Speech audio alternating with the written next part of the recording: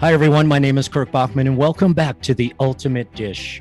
In today's episode, we're speaking with David Irons, Vice President of Experience Strategy for Digitas, a global marketing and technology agency that transforms businesses for the digital age.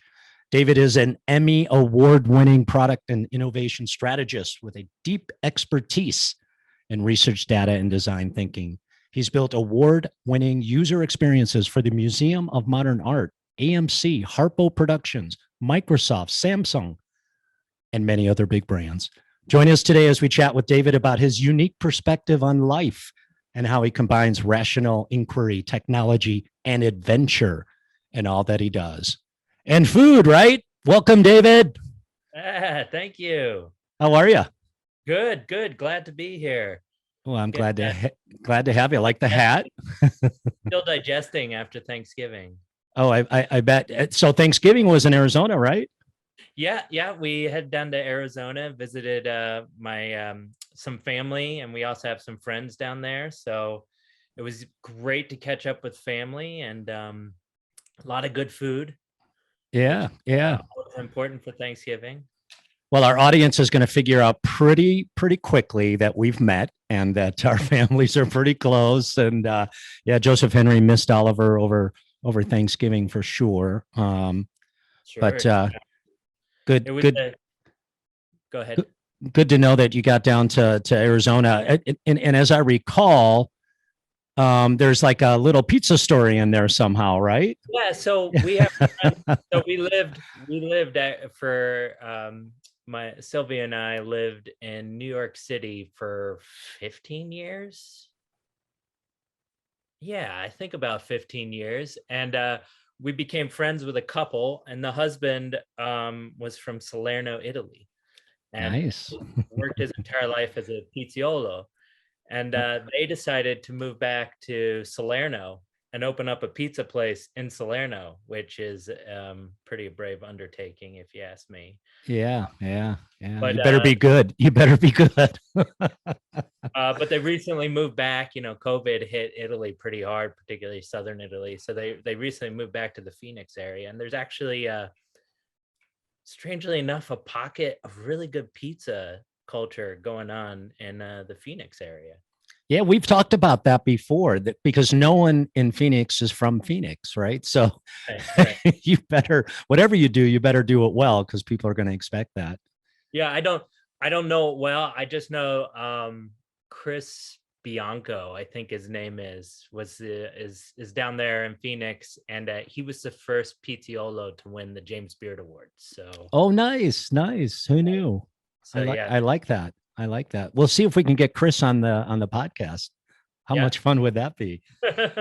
Hey, so right off the bat, I love the title. I love even saying it. Vice President of Experience Strategy.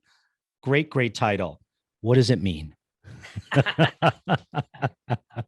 What do you do? Good question.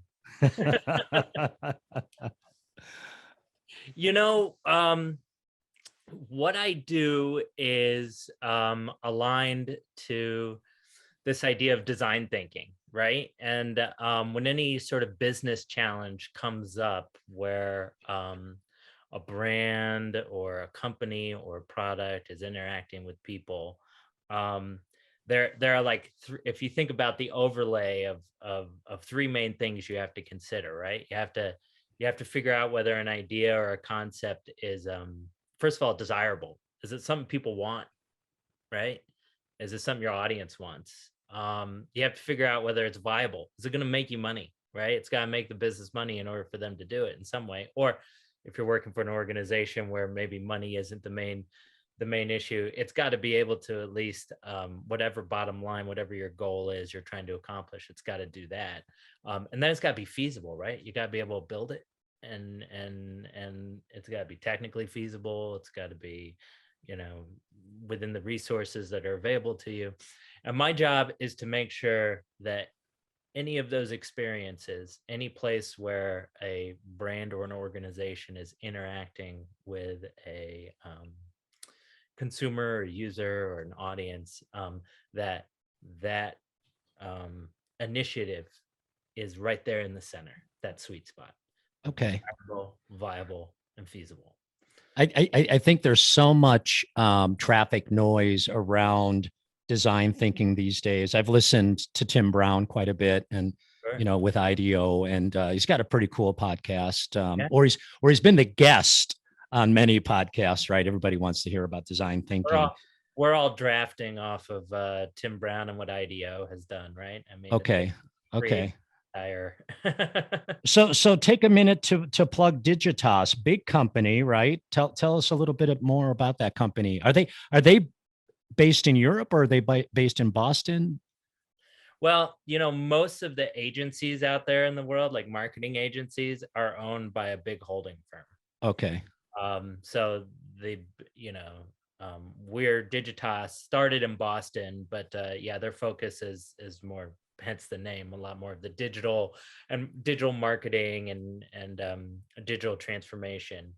I think call ourselves the connected marketing agency, but they're owned by a conglomerate called Publicis, which is based out of Paris, and that's Okay. actually the largest marketing PR communications holding firm in the world. But there's other ones based in there's Omnicom, which is based out of New York, and then WPP, which is either New York or London. I'm not, I think probably London. So But yeah, big business these days. And you get to live in Boulder, Colorado because of this remote environment that we live in, right? hey, look, we all had to go remote, when the pandemic hit, and my lease was up in Boston, and we are like, we'll move back for a couple of months to the Boulder area. And And here you are. yeah, I'm waiting for the pandemic out. It'll be over in a few months, right? And then I found that my team and I were just as productive, if not more productive. And as soon as we took those geographic barriers off, and suddenly we were able to hire amazing and diverse talent from across the United States and not just beholden to the Boston area. And we actually found our work has gotten better. Yeah, that's great. We've heard that story a lot. Same thing even here in Boulder with the culinary school. A bunch of our employees had to go remote, and they're super productive. Yeah, yeah. And it Hey, opens so up, like, if you're hiring, right? Because a lot of it, like, our company's expanding. So, look, go to Digitas, go to the career site if you're looking for a job. opportunities abound. Yeah, Second, you take that geographic barrier off, it opens you up to like so many more people and types of people and different thinking, right? Living in Milwaukee is going to give you a completely different worldview than living in Boston yeah, or for sure, for sure. and Well, we're getting glad we're and glad you guys are back here for sure, for sure. And you're building a house, so you're staying, right? So no more moving around, right? Huh. So like I said earlier, we've known each other for a bit, and as I prepared for our chat today, I realized there were a few things that maybe I didn't realize or I forgot, right? So you grew up in North Carolina, and as we dug a little bit into this, you were raised by your father was a research scientist, right? Mhm. Kind of focused on pathology, right? Primarily. Diseases of the blood. So Okay. like cancers, so like leukemia, lymphoma, that sort of stuff. He was a lot of titles that have ology at the end. So ologist, so pathologist, toxicologist, etiologist.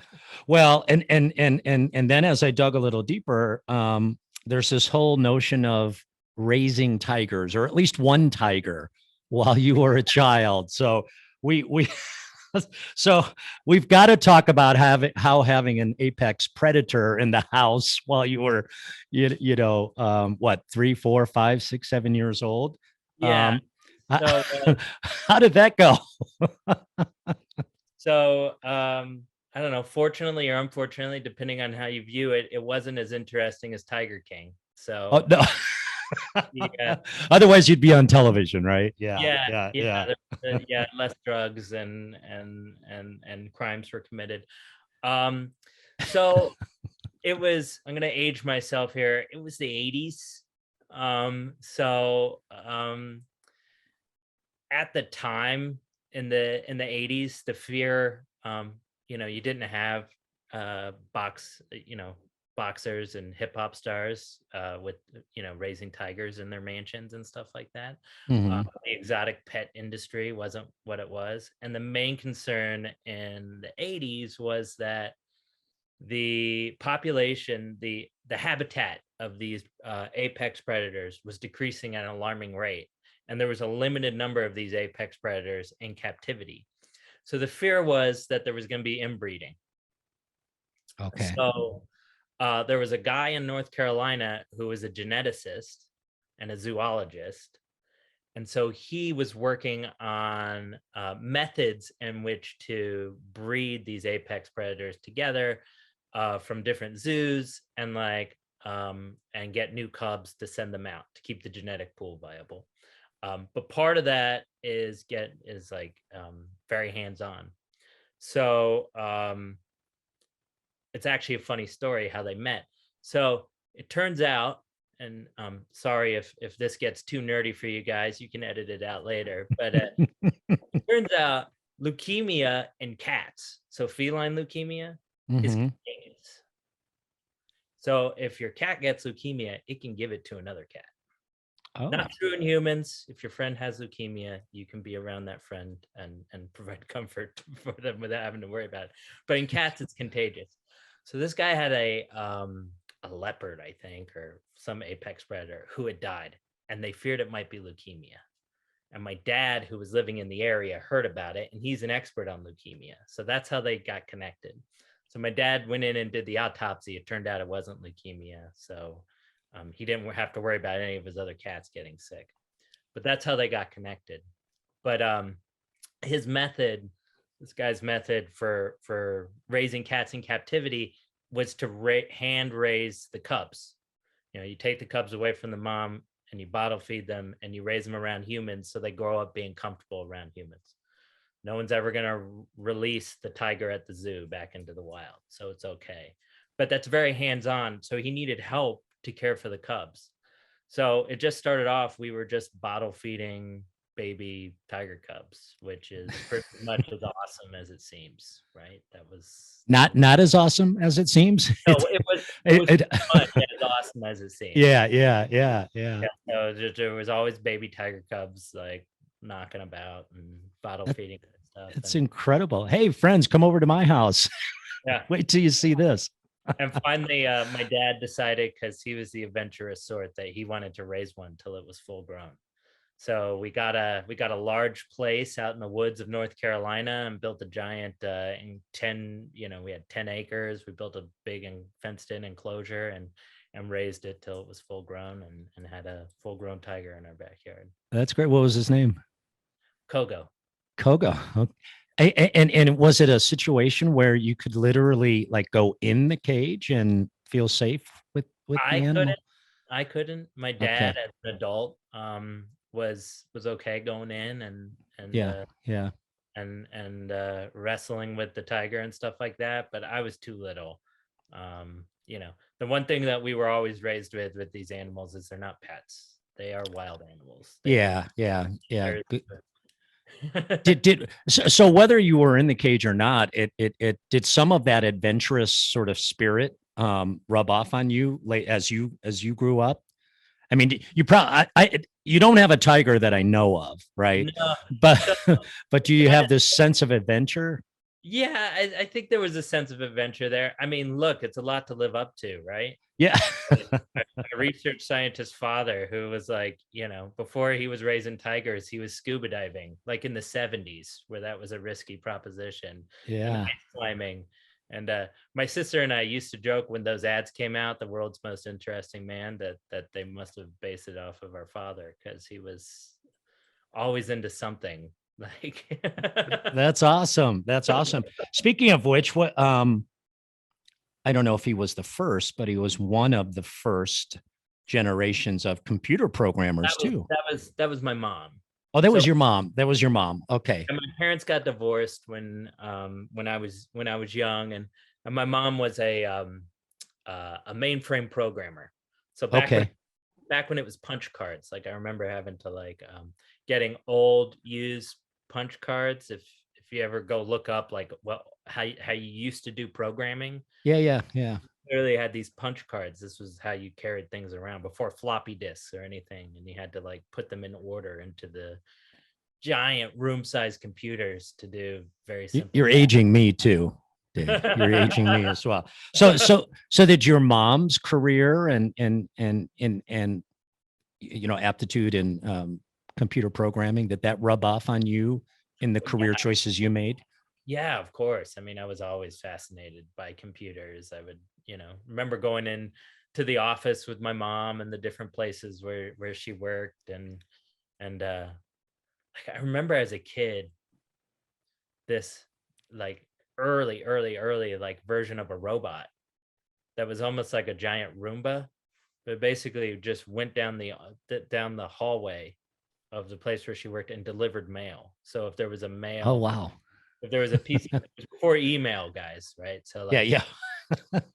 so if you wanted to communicate to somebody, you'd either call them up or you'd send an inter-office memo, which was you write it out and you'd like, somebody would pick it up and then run it to the person that you wanted to send the memo to. Okay. This place had a robot that would do it. It would stop in front of your door and you put the memo in and say where you needed to go. And then it would go down the hallway and stop in front of the door of the person you wanted to deliver the memo to. I remember that as a kid. And to me, that was like space age. It was like, wow, this is So then fast forward, Dave. What I mean, obviously there's some real specifics, but what about research and data intrigues you even to this day? it's interesting finding those patterns. Like we always make guesses and like intuition, and we try to make intuitive guesses into like what people want or what they're thinking. And a lot of times it's not right, or it's right but within the very small window of which we're viewing, right? It's right for this group of people but it's not right for this group of people. Okay. So I think I got that from the science background. It's definitely was raised with this concept of the scientific method and forming a hypothesis and then collecting data and like figuring out whether that hypothesis is correct or not. And so um, that aspect of research has always fascinated me, and I find it fascinating. But the way I've come to view the world is there's two different types of data out there that you can collect, and that's quantitative data. So that's the hard numbers. That's we've looked at the behavior of thousands of different people, and we find this is what they're doing, right? Connect it back to the restaurant industry. This is what they're ordering. If we have a menu, thousands of people are coming in and they're mainly ordering this, right? Which That influences your decisions, right? Yeah. Yeah. But that gives you a very small framework. What you've determined there is what's happening. Yeah. What you haven't figured out with that is why it's happening. Okay. That's where the qualitative research comes in. And that's sitting down and talking with people, interviewing them. Why did you order this? Why did you order this over this? Right? That sort of thing is the qualitative thinking. And you need both. Because if you're trying to use qualitative thinking, right? Because you can't interview thousands of people. You might only be able to interview a handful. So if you're using qualitative thinking research to try to determine what's happening, you could be way off. It could just be the 5 people you talked to were aberrations, right? Mm-hmm. But then again, if you're using quantitative thinking to try to figure out why they're making those decisions, again, you could be way off. It could be something that you never imagined.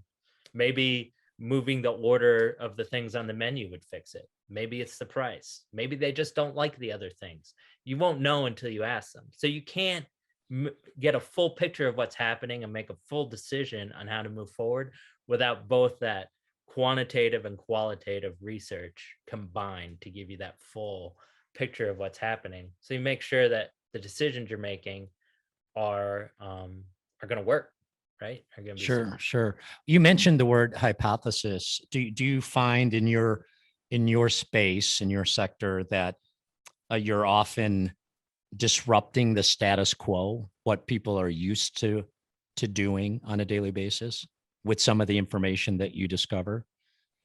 if we're doing our job right. And Okay. this isn't about necessarily disrupting what the audience is doing.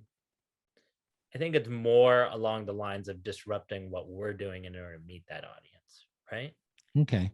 Right? There's only so much you can like redefine an audience's opinion or position. It's more about getting insights into why they have that and figuring out a way to meet them, and either change or reinforce the behavior that you find more desirable. So a lot of times it's finding that insight that may not be initially intuitive, but it's backed up by the data that says, we've looked at everything, and here's the insight that we have on why people are doing what they're doing. Sure. Sure. Yeah. Here's how we can change, alter, or reinforce that behavior to have them, do the things we want them to do. So let's talk a little bit about food. Let's pull food into the conversation. Um, as I understand it, you worked in the industry for quite a while through college, Yeah. um, part time, while you were also probably working on sets and different production projects. Um, Columbia University. I don't know where it all kind of comes together, but what was your focus back then? Because you worked in restaurants for quite a while. We've had those conversations. Yeah, so my What undergraduate, I went to University of Colorado here in Boulder. So Go Buffs?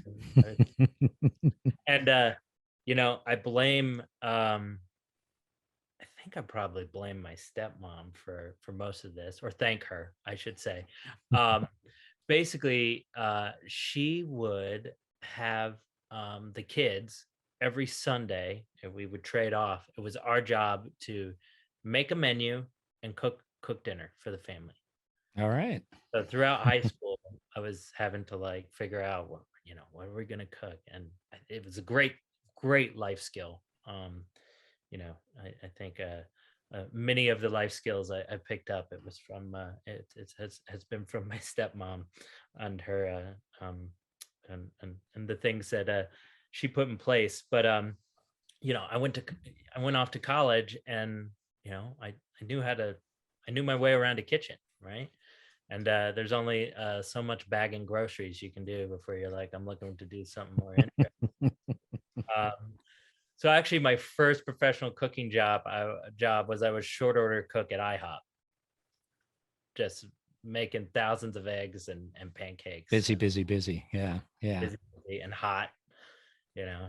Um, And not that takes a ton of organization, mise en place, as we know. And I've talked to so many people who have spent some time in kitchens, right, and then gone on to other things. Um, I think our audience would be curious to know if working in kitchens kind of helped your mindset, leading to success in other areas. Well, yeah, I mean the stint at IHOP definitely led to that, thinking as far as like the organization, right? Making sure, everything has to line up, particularly if you're like, being a short order cook and making sure everything's aligned, and everything has to go out at the same time. So you got to know when to start what and how all the different um, work streams all come together to like one place, right? Which is an important lesson. With a ton of noise and orders coming at you. Distractions Yeah, and orders coming in and being able to yeah, yeah. up stuff. And it's hot. I mean, if it's 100 degrees outside in the summer in Boulder, and like you're working over a grill, it's like 120. I mean, you are just like it is a crazy environment. And you got to Then stay calm. Yeah, yeah. then I moved over, and I worked at a Russian restaurant, actually, down on Pearl Street, which is a pedestrian mall here in Boulder for those who don't know. And that was more of the dining experience, right? Mhm. I think what I learned from that is it's like any creative endeavor, right? So like that whole concept of design thinking, um I think it's the same in the restaurant industry. They just don't call it design thinking necessary, but that idea of like, that process, that methodology of like, you empathize, right? You have to understand what the diners are going to want. You need to define, how we're going to solve that challenge of what the designers want. Then you're going to brainstorm different ways to, like, different dishes maybe, or different ways of cooking something. You're going to prototype that out. You're going to test out different recipes or different menus, figure out, and you're going to test. And you're going to get the information from that test, and you're going to start the whole process over again. And I think any creative endeavor, which cooking, as you know, is a creative endeavor, I mean, is ends up following sort of that paradigm. And I love that response, and I think it'll resonate with students and others in our audience. But let's flush that out a little bit more. So part of what you do is researching, as I understand it, as you said earlier, how people think and how they make decisions, right? Whether it's reading a menu or buying a car, right? A lot of behavioral economics involved. There, better word. And so data is super, super important. So I guess I'm fascinated by how do you then build a program or a platform or whatever it's called today that speaks to those needs? Because you have to do it somewhat subliminally, right? It can't be too in your face. Yeah, you don't want to be too shady about it either. I mean, yeah, super transparent. There's a good radar for BS. So I mean, you don't want to be shady about it, but yeah, and I think a lot of it is testing and data, right? And the understanding of what you're doing now doesn't have to be the way you do it tomorrow. Okay. Yeah. Right? Yeah. I forget who made the quote, but it's something along the lines of a foolish consistency is the hobgoblin of little minds. So don't just keep doing something because that's the way you've always done it. If the data is saying change something, then change it. And if the data, like, test, it's much better to get something out there, test it, get the data back, and make decisions off of that, than sit in the back room and wring your hands together and go, I don't know, this has to be perfect. It's like, you're never going to get it perfect, because what you're really trying to figure out is what your diners want, what people want. So they got to interact with your idea. You've put in the best thinking possible. You've prototyped it. Now it's time to test. So cooks and chefs can do the exact same thing, right? It's pretty obvious to anyone viewing what people order, right? So I'm going to try this new item on the menu. I'm going to try this new technique, this new cooking technique. And if it doesn't move, obviously you have your answer. You have to move, but you got to isolate. Like, one of the things we learn in behavioral economics is this idea of framing. And the menu example is the one that always comes up when we talk about framing, right? Okay. And I'm not saying your students do this or your graduates do this, but there's an old trick when you make a menu, right? Where if you want to sell something, then you put something, move it to the top. Something on the menu that you don't necessarily want to sell, that's really expensive. And then you put something on the menu that you don't really want to sell, that's cheap. And the thing you put in the menu that you want to sell is right there in the middle. You've now framed the discussion. Nobody wants to order the cheapest thing on the menu, but they also don't want the surf and turf, right? How many surf and turfs are you actually going to serve in a night? So what you really want is that thing in the middle that you want to sell. And that's that concept of framing, and just how you make the menu and how you price things out. You can push things, and it's not always intuitive, right? Cheapest thing doesn't sell the most, and the most expensive thing doesn't sell the most. It's that stuff in the middle that you've now decided is a good price, because the most expensive thing is $50, right? Yeah. I mean, this is fascinating, Dave. This is a whole, I mean, I'm going to need to bring you in and do a full blown lecture just on this, because it's fascinating the way the mind thinks. And if I've learned anything from listening to Tim Brown over the years, one of his primary, I guess, approaches is involving the client, right? Whether IDEO is working with a hospital or a restaurant or with Google, they involve the client, right? So indirectly, that chef is involving the client, right? Because we can see what they're ordering, what they're not ordering. Is that part of your day-to-day as well? Yeah. Reaching out to would-be clients. Yeah. There's no good project that gets done without client involvement, right?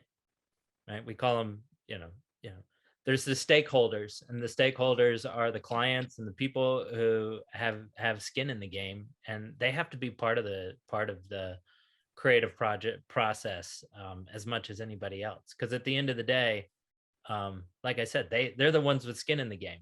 They're Yeah, the ones yeah, yeah. that, you know. Well, Um, I'm gonna try to embarrass you a little bit here. Lots of awards over a great career. The Emmy Award is just and I've seen it, right? It's unbelievable. For best promotion, by the New York chapter of the National Academy of Television Arts and Sciences. Um, I mean, you must be so proud. So when you first started out, and and take us. So you left CU, you went to Columbia. When did you get involved in this sort of aspect of your career? And did you ever envision yourself winning an Emmy? I Um, gotta tell you, I was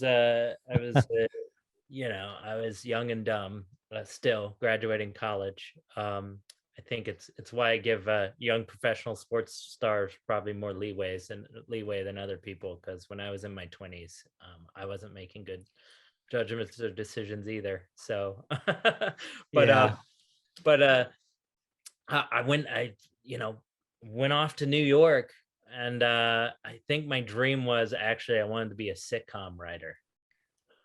I see that. I could see that. Now I don't think they even have sitcoms anymore. No. So for all you kids out there, look up sitcoms online if you want to see those. Um, but got into copywriting. At the time, it seemed like a great way to scratch that smart ass itch, while making a little bit of money doing it, right? 'Cause, Sure, writing sure. funny headlines and stuff like that. But the digital world was just exploding. So I thought, oh, I'll be a digital copywriter. Um, Now it wasn't digital wasn't great back then, and what I ended up spending most of my time doing wasn't writing funny headlines, but taking content, and yeah, content words that have been written for like brochures and other places for brands, and breaking them up into pieces and putting it on a website, right? We Sure. call it brochureware, but basically companies are like, we need a website and we've got a brochure. How do we turn this brochure into a website? And it was figuring out how to take that content and break it up into a nonlinear format in a way that made sense. And that's led into information architecture, which is like how things are organized, and now how websites are structured, and eventually sort of evolved into design. So it all just sort of came about in steps as I worked through the industry. Certainly wasn't where I intended to end up, but Well, and you've worked for some really major corporations, Microsoft, Facebook, Harpo, that Oprah's company. Is there a favorite? Is there a unique story that you're allowed to share? I they're imagine all you've seen some stuff. they're all fascinating Yeah, projects to work on. I'm now working for Bank of America, so like, that's my client. So yeah, all the clients I've worked on have been interesting in their own right. And it just depends on the challenge, right? It depends on what's going on, but it's all interesting, right? You'd think working for like a Microsoft or a pharmaceutical company or something like that would be so boring that you wouldn't be able to handle it. But once you get into the challenges and solving those challenges with the user, I think it's all interesting. It's all fun. no, it's a long way from IHOP, right? Um, so as we talk about the future, um, and a lot of this happened. I'm a little older than you, so a lot of this happened, as I was a little bit older, and I watched my kids being exposed to social media at such a young age. Um, from your vantage point and from what you see, is there an obvious next big thing in the digital world? I think they're pushing a lot of next big things. I don't know what it's going to be. I think NFTs and cryptocurrency are definitely here to stay. I mean, I don't know if they're going to continue to go on the rocket ship ride that they're going on, but I think the cat's out of the bag on that stuff, and that's here to stay. Um, I want VR to be something. Ever since I was a kid, I think the holodeck on Star Trek was like the coolest. I agree. I don't know if it'll ever happen or how fast or slow it's going to be. I see what Facebook and Meta is doing, and I have reservations about, whether how awesome it's going to be. It's like every time somebody shares, not every time is an exaggeration. Seems like a lot of times somebody shares what they're doing with like robots and AI or VR. It more resembles something from a post-apocalyptic sci-fi novel than some future that I would actually want to live in. So I think they got to figure that out. I think so. You read a lot about this meta. You mentioned meta and metaverse or however they like to refer to it. Do you, and I'm not going to hold you to it, but do you believe that concept will shape our digital, our virtual futures, if you will? Eventually. Yeah. I think it's pretty far off. I think AR, like augmented reality, so the idea of instead of closing yourself off from the rest of the world, putting a digital layer on the world, I think that has more potential. And as soon as the technology comes where it can, fit in a pair of glasses like this, and you don't have to look like an idiot with some giant robot headset on. Yeah. I think that's the killer app that it's waiting. That's what's going to make it killer is the form factor. Yeah. Apple is secretly, investing in that sort of stuff. They have, they're definitely sitting there waiting to pounce and figure out. Apple tends to do the trick where they wait for everyone else to make the mistakes, and then they release the perfect form of it, or otherwise known as brilliance, right? Yeah. So they're just waiting for Facebook to make all the mistakes that and learn from those mistakes. So I don't know. AR, VR, I don't want to discount it. I wouldn't hold your breath on that one for now. Or it'll exist, but as something fun, like a way to play video games or something. Gaming, yeah. I don't picture us all having VR meetings anytime in the near future. Now, it could be proven wrong, but that's well. If we do, you'll be invited, and I definitely need to get you in front of our students talking about framing. I'm going to use that word, and menu design. But we're getting close, Dave, to the end of our time. Yeah. But before I let you go, you know that the name of the podcast is The Ultimate Dish. So in your life and in your family, what is the ultimate dish? I'm going to have to go with something involving barbecue. Oh, okay. Family event, smoked meats, maybe not the healthiest food for you, but yeah, I think barbecue is probably the height of cuisine. Just all the flavors and the experience and weather's great and everybody's in the backyard sort of thing. And it talks to family, it talks to partying. But I've noticed with you over the last I don't know, 2 years or so, you've really committed to I'm not going to say vegetarian diet, but you have really committed to healthy eating, right? I've been plant-based for a few months now. I took a break over Thanksgiving so I could have some turkey and Good for you. Good for you. But yeah, I try to be mostly plant-based these days. Yeah. And that's all we ask, right? 80-20, right? Just eat more plants more frequently. I think I'm probably 90-10 or try to be. Oh, okay. Just because, good. Health reasons, I feel better, but doesn't mean every now and then I'm not going to sneak a piece of bacon, right?